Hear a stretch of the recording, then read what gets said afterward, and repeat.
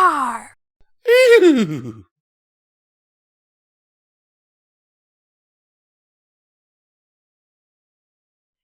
Hello and welcome to Midnight Readings. Today we'll be reading, and this is what I'm going to butcher, Όmorfosrhódonesorouchaphobia. Yep, I have no idea how to spell that. I'm just say that. I'm going to spell it. Ómorfosrhódonesorouchaphobia by Short Skirts and Explosions. Did you have to come up with the most difficult word to say? Anywho, as always, these are our amazing Patreons. Link is in the description if you wish to join, and it always helps keep the lights on. Now, shall we get to it?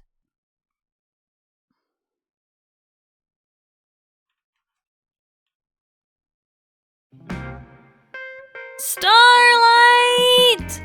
Trixie canter-hauled.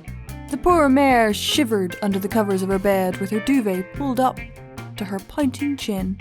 Help, Trixie! Starlight Glimmer burst into the bedroom, shirtless like the beginning of a story from North America. Trixie, what's all the screaming for? I'm scared. The great and powerful pony whimpered. Her nightcap nearly slid off her horn from all her incessant trembles. The underwear's going to get Trixie when she sleeps. Her eyes narrowed with chiseled intensity. The truest of scavengers. A groan escaped Starlight's lips. Nevertheless, she strolled into the dimly lit room, channeling a motherly tone. Now, Trixie, you know very well that no unmentionables are prepared to ambush you. Not in our house. Not when I'm around. Then, why don't you lie in bed with Trixie? Shomer's eyes sparkled with hope. Then you can scare all the pantaloons away. Not tonight, I can't. I've got taxes to do. Horse taxes. But Trixie is scared! The pony in the bed looked all around, her pupils shrinking tinier and tinier, with each lace-hemmed shadow that beguiled her mind. All sort of lace bodices could be waiting in the rafters. Trixie, our house doesn't even have rafters. We don't even have an attic. A pox on your architectural assumptions. Trixie bravely slipped a fetlock loose from beneath the covers, if only long enough to gesture demandingly across the domain. Check the room for Trixie. I mean it, Trixie. Not even at... Check for Trixie! Fine. Starlight's rolling eyes brought her to the closet. Seems the first and best place to check, She kept her eyes locked with the mare's in the bed across the room. Do we have any underwear in this closet? With an audible whoosh, Starlight slid the wooden doors open and shut more than once, displaying the dangling forest of bespeckled fabric. See? Nothing. Just a bunch of identical sorceress robes. Check the wardrobe! The wardrobe, blim glam! Right. Stifling a sigh, Starlight trotted over to the large oak armoire in question. Hello in there! She knocked on the wooden finish a few times before pressing her fuzzy ear to it. Anything pink and lacy in there? Whalebone or silk? She swung the creaky doors open, peered inside, and shrugged at the rest of the room. I guess all the corsets went off to pasture. Check the drawers! Trixie, that's where I would be hiding if I was a ravenous set of boxers ready to sink my teeth into a sleeping pony's jugular. Okay. Starlight pulled one drawer open. Jeremy. A second. Hillary. A third. Bob. She turned and shrugged. Nowhere, mare.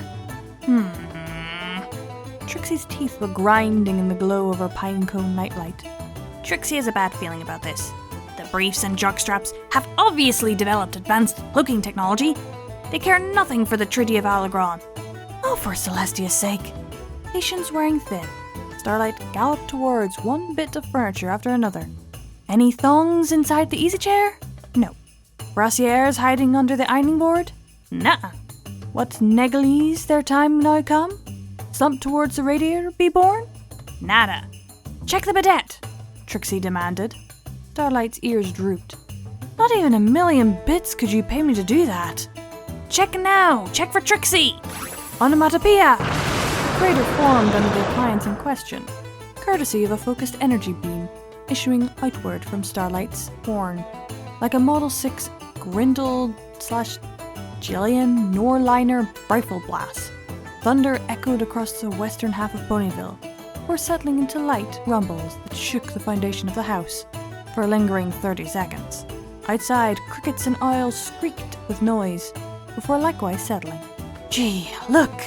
Starlight droned, waving a hoof at the immorted remains of the thoroughly obliterated appliance.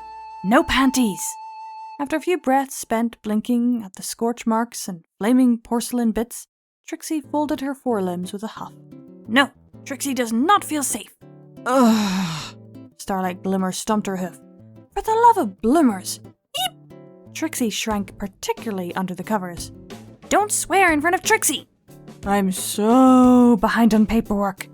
Just wouldn't believe the loopholes I gotta calculate before the 15th of this month. I mean... Starlight rubbed her head, sweating. Just Patronium income alone. Trixie thought you should switch to Subscribester. What can I do to relieve your fears and get you to fall asleep already? Starlight Glimmer gnashed her teeth, eyes twitching in desperation, as she pleaded with her best friend. Please, Trixie, I'm begging you. Well... Trixie tongued the inside of her muzzle. There's one place you haven't checked yet. And that is... Trixie's eyes glinted in true anime fashion, summoning a letterbox from the heavenly peripherals of that moment in time. You must check under Trixie's bed. Pfft, that it? Do not huff at this request. Trixie's future depends on it. Fine, whatever. Starlight side-trotted over to the bed. But this is the last time I do this for you. Ever. Trixie cutely nodded. You're a big girl, Trixie. You need to perform renaissance on dangerous rogue underoos on your own. Trixie nodded. Hey! Starlight putting on her best stage voice, as she slowly bent low to peer under the bed, paging all malevolent underpants. She lifted the skirt of the bed and flattened her cheek at sea level to gaze into the shadows beneath. Surely you aren't plotting my friend's demise? She froze, blinking. A sapient chastity belt blinked back, its razor-barbed crotch space opening like a lantern's fish mouth with each huffing word. She's the juiciest when she's full of adrenaline. What is it? Trixie asked, concerned. What does Starlight see? Starlight dropped the skirt of the bed, stood up, and took a deep breath. To Tartarus with taxes, I'm sleeping with you! And she squirrel leaped into the covers. Yay! Trixie caught her in full horse hug, and the two rolled over beneath their protective duvet dome.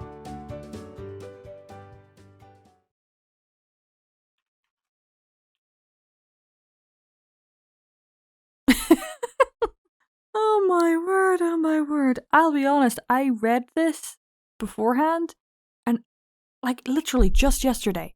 I don't remember it being a chastity belt. Also, a sapient chastity belt? Holy fuck. Anywho, that was Omorfosrhódonesorouchaphobia. Written by Short Skirts and Explosions. Holy fuck, that was weird. Hope you all enjoyed, and keep watching that moon. Bye!